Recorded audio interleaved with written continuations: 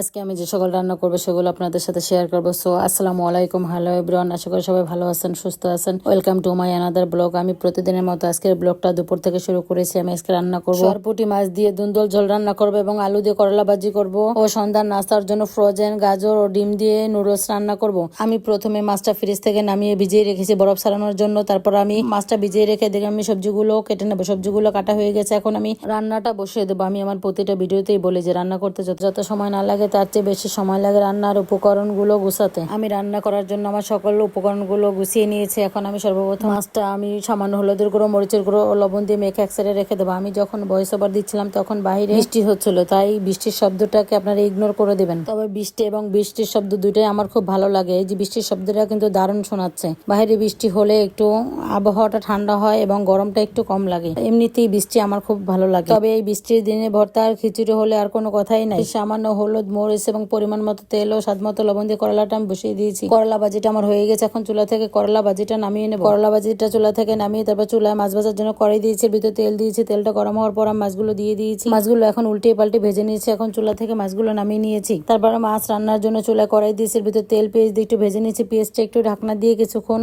সেদ্ধ করে নেবো। ঢাকনা দিয়ে দিলে পেঁয়াজটা খুব তাড়াতাড়ি সেদ্ধ হয়ে যায়। কিছুক্ষণ পর আমি ঢাকনা উঠিয়ে নিয়েছি। এখন পেঁয়াজটা নেড়ে দিচ্ছি। পেঁয়াজটা আমার নরম হয়ে গেছে। এখন এর ভিতরে স্বাদ মতো লবণ, হলুদের গুঁড়ো, মরিচের গুঁড়ো দিয়ে একটু তেলের সাথে ভেজে নেব। তারপর আমি এর ভিতরে সামান্য পানি দিয়ে মশলাটা আর একটু ভালো করে কষিয়ে নেব। মশলাটা যত কষাবো তরকারিটা তত মজা হবে। মশলাটা আমার কষানো হয়ে গেছে। এখন দুন্দুলটা দিয়ে দেবো। দুন্দুল দিয়ে একটু নেড়ে ঢাকনা দিয়ে কিছুক্ষণ কষিয়ে নেব। দুন্দুল তরকারিতে পানি দিতে হয় না, কারণ দুন্দুল থেকে এমনিতেই পানি বের হয়ে যায়। দেখুন দুন্দুল থেকে প্রচুর পরিমাণে পানি বের হয়েছে। দুন্দুল কষানো হয়ে গেছে। আগে থেকে ভেজে রাখা মাছটা আমি দিয়ে দেবো। মাছটা দিয়ে ভালো করে তরকারিটা নেড়ে আরো কিছুক্ষণ রান্না করে নেবো। দেখুন কতটা পানি বের হয়েছে দুন্দুল থেকে। আমার আর কোনো পানি দেওয়ার প্রয়োজনই হয় নাই। মাছ দিয়ে ঢাকনা দিয়ে কিছুক্ষণ রান্না করে নিয়েছি দুন্দুল এবং মাছটা সেদ্ধ হওয়ার জন্য। দুন্দুল এবং মাছ দুটোই আমার সেদ্ধ হয়ে গেছে। এখন চুলা থেকে তরকারিটা নামিয়ে নেব। আমি আমার প্রতিটা ভিডিওতেই বলি যে সকল সাদা মাঠা রান্না শেখানোর বা দেখানোর কিছুই নাই। আমি আপনাদেরকে রান্না শেখাচ্ছি না, কারণ আমার একটি পেজ আছে, সেখানে আমার প্রতিদিন ভিডিও দিতে হয়। তাই আমি আমার দৈনন্দিন কাজগুলো আমি আপনাদের সাথে শেয়ার করি। দেখুন এদিকে আপনাদের সাথে কথা বলতে বলতে আমার করলা ভাজি দুন্দুল তরকারি হয়ে গিয়েছে। করলা ভাজি চুলা থেকে নামিয়ে নিয়েছি, দুন্দুল তরকারি চুলা থেকে নামিয়ে নিয়েছি। তারপর দুপুরে খাওয়ার পর সন্ধ্যার নাস্তার জন্য আমি নুডলস বানাতে চলে এসেছি। নুডলস রান্নার জন্য এক চুলায় আমি নুডলস সেদ্ধ দিয়েছি, অন্য চুলায় আমি নুডলসটা